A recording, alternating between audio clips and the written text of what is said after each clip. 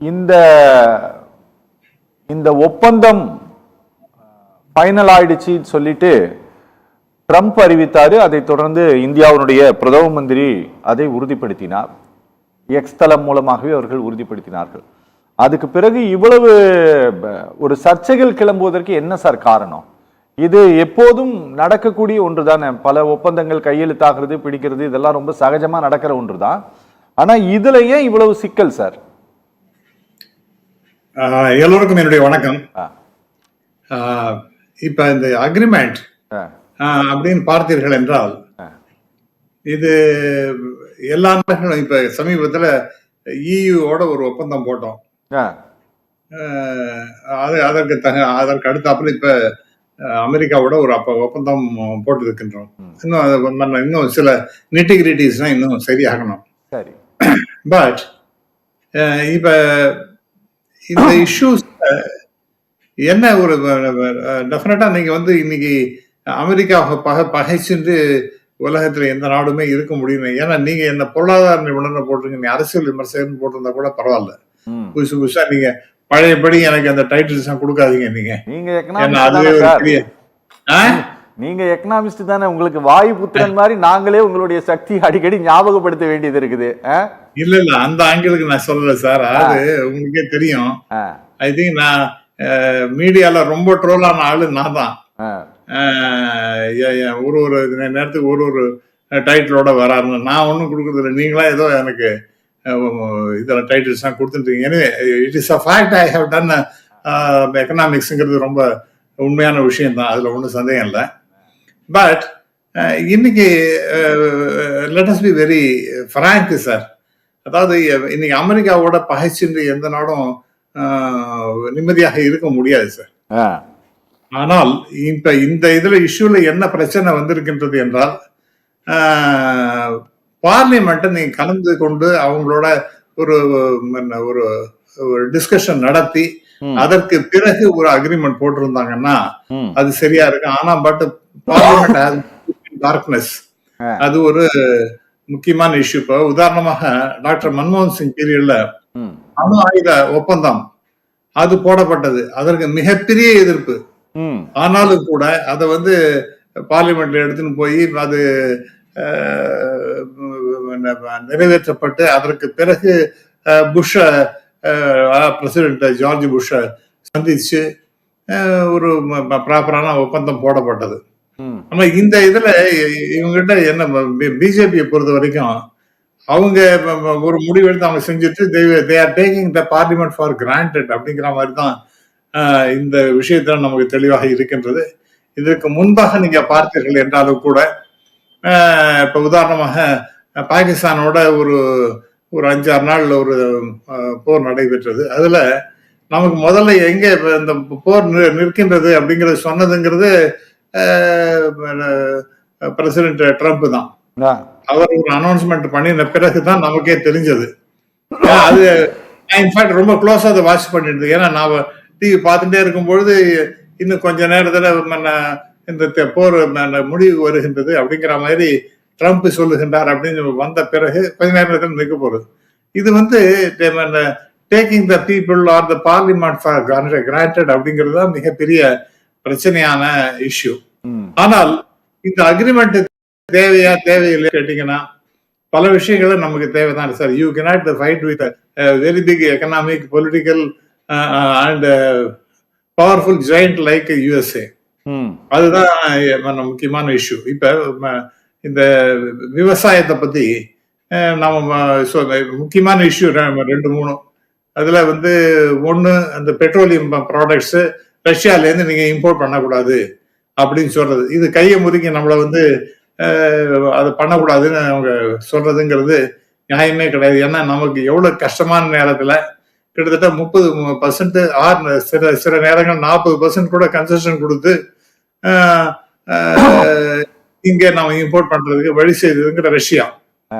ஆனால் அத ரூபிள்ல கூட வாங்கிக்கிறேன்னு சொன்னாங்க. அதெல்லாம் தாண்டி அவங்கள்ட்ட நீங்க வாங்கிக்க கூடாது அப்படின்னு நம்ம கையை முறுக்குறாங்க. அப்படிங்கும் பொழுது திரு மோடி அவர்கள் செஞ்சு ரைட்டா தப்பா, அல்ல பிஜேபி கவர்மெண்ட் செய்து ரைட்டா தப்பா அப்படின்னு பாத்தீங்கன்னா ultimately it is the interest of the country. சரி. சில விஷயங்களை விட்டு கொடுத்தா ஆகணும், சில வயலேஷன்ஸ் எல்லாம் இருக்கலாம். பட் இருந்தாலும் கூட இன்னைக்கு அக்ரிகல்ச்சர்ல என்ன அவங்க விட்டு கொடுத்துட்டாங்க சார்? நான் என்ன கேட்கறேன், இது ரொம்ப நாளா ரோடின்னு இருக்கு. அக்ரிகல்ச்சர்ல என்ன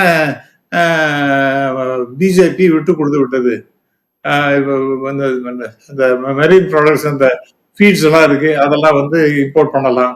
அப்புறம் லிக்கர் இம்போர்ட் பண்றது கொஞ்சம் ரிலாக்ஸ் பண்ணிருக்கீங்க சார்.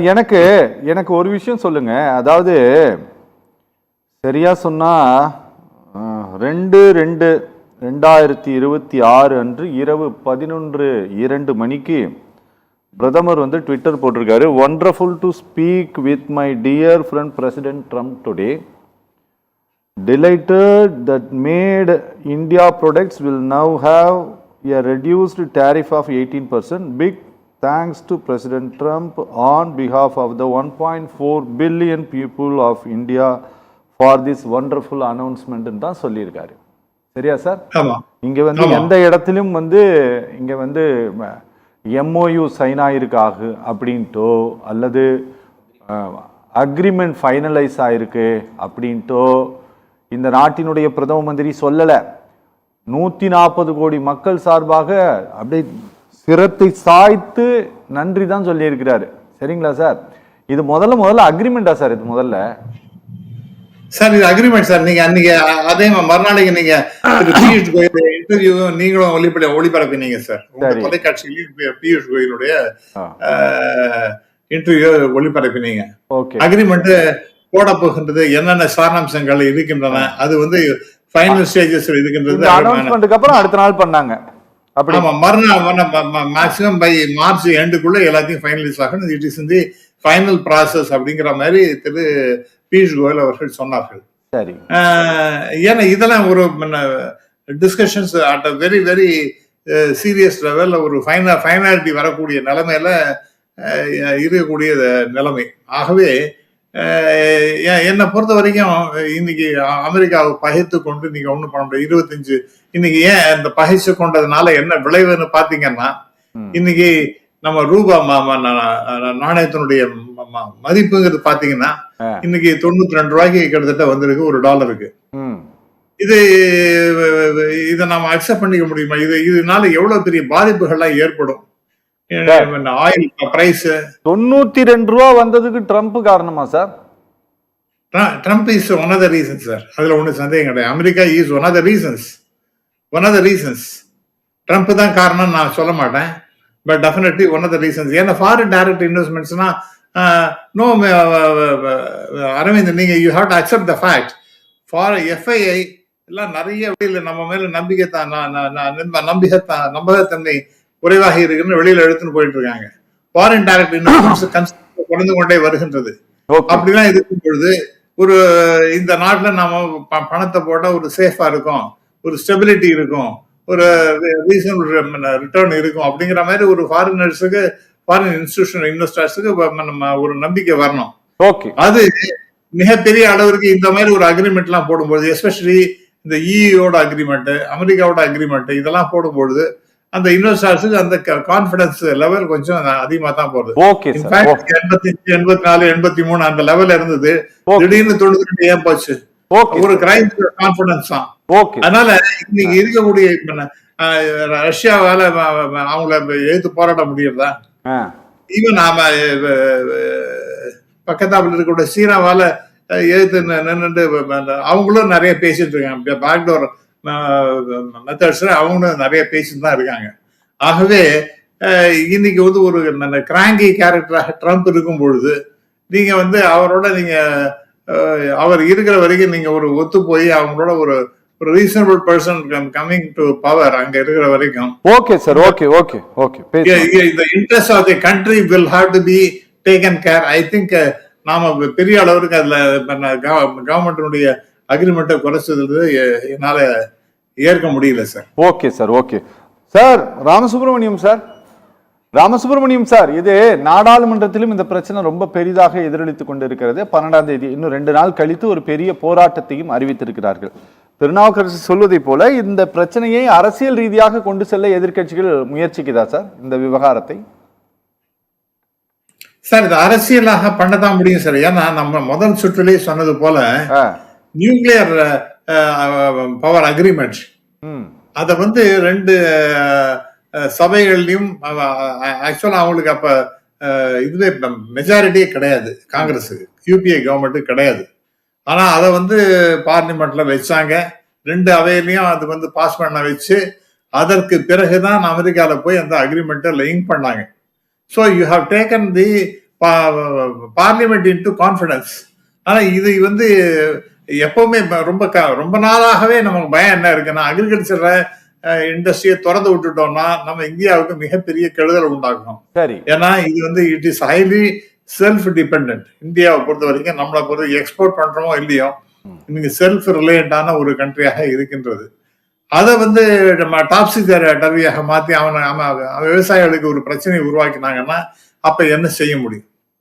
இப்ப இதுதான் முக்கியமான கேள்வி. இது வந்து இன்ஃபேக்ட் இந்த பிரச்சனை போராட்டம் இதெல்லாம் எப்ப வரலாம்னா மார்ச் மாசத்துல இந்த அக்ரிமெண்ட் முழுக்களும் வந்த பிறகுதான் அதை பத்தி நம்ம முழுமையாக பேச முடியும். இப்ப என்ன பேசுறதுங்கிறது நண்பர் பாஜக நண்பர் சொன்னாரு, இது பாகிஸ்தான் இந்தியா அந்த போர் 5-6 நாள்ல அது சொன்னது.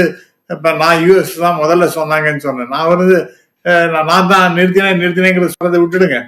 அன்னைக்கு தயவு செய்து அன்னைக்கு எடுத்து பாருங்க, அந்த டிவி நியூஸ் எல்லாம் எடுத்து பாருங்க.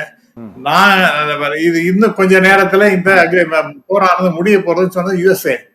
சோ இது ஒரு ரொம்ப அதாவது அவங்க நிறுத்துறாங்களோ இல்லையோ அது வேற விஷயம். But first information we got only from USA. அதே போல இப்ப இன்னைக்கு அக்ரிமெண்ட் போட்டிருக்காங்க அப்படின்னு சொன்னால் முதல்ல அங்கே தான் வருது, யுஎஸ்ஏல தான் வருகின்றது. அதற்கு பிறகு நம்ம பிரைம் மினிஸ்டர் தேங்க் பண்றாரு. இதுல ஒன்னும் தேங்க் பண்றதோ அல்லது இதனால கெடுதல். இப்ப நான் எக்ஸ்போர்ட் ப்ரமோஷன் ஜட்மெண்ட் சொன்னாரு. இது ஃபார் எக்ஸாம்பிள் டெக்ஸ்டைல், ஃபுட்வேர், இதெல்லாம் ரொம்ப ரொம்ப சொன்னீங்க. அவரோட நானும் பார்ட்டிசிபேட் பண்ணிருக்கேன். என்னென்ன இண்டஸ்ட்ரி எல்லாம் பாழ்பட்டு போயிருக்கு அமெரிக்கால அவங்க இஷ்டத்துக்கு டாரிஃபை ஏற்றினதுனாலன்னு. டெக்ஸ்டைல்னா மிகப்பெரிய அளவுக்கு அடிபட்டு இப்ப அவங்க எல்லாம் அந்த இண்டஸ்ட்ரியினுடைய ரெப்ரஸன்டேட்டிவ்ஸ் இன்னைக்கு they feel very happy. அதே மாதிரி அதே போல இன்னைக்கு ஃபுட்வேர் இண்டஸ்ட்ரியை நீங்க எடுத்துட்டீங்கன்னா அதுக்கு ஒரு நல்ல ஒரு விடிவு காலம். இப்ப நீங்க தமிழ்நாட்டை பொறுத்த வரைக்கும் ஃபுட்வேர் இண்டஸ்ட்ரிங்கிறது ரொம்ப ரொம்ப முக்கியமான ஒரு இண்டஸ்ட்ரி. எஸ்பெஷலி ஆம்பூர் போன்ற, வாணியம்பாடி போன்ற இடங்கள், திருப்பூர் போன்ற இடங்கள்லாம் இதெல்லாம் ரொம்ப முக்கியமான இடங்கள். அவங்க எல்லாம் வந்து அந்த representatives they are all very happy. Okay, இது பண்றாங்க அப்படிங்கறத பார்க்கும்பொழுது ஹாப்பியா இருக்காங்க.